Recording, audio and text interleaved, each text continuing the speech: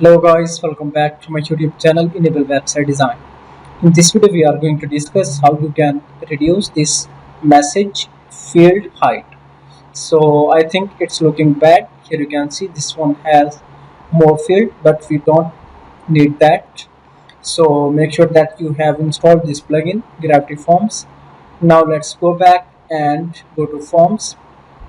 So after that click here contact form 1, scroll down, and here you can see these are all the fields available in contact form.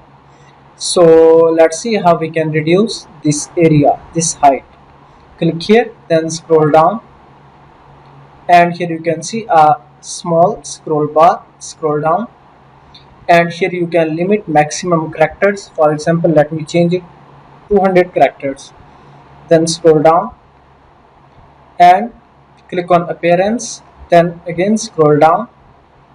So here you can see this one, field size, you can make it small, then click on save form.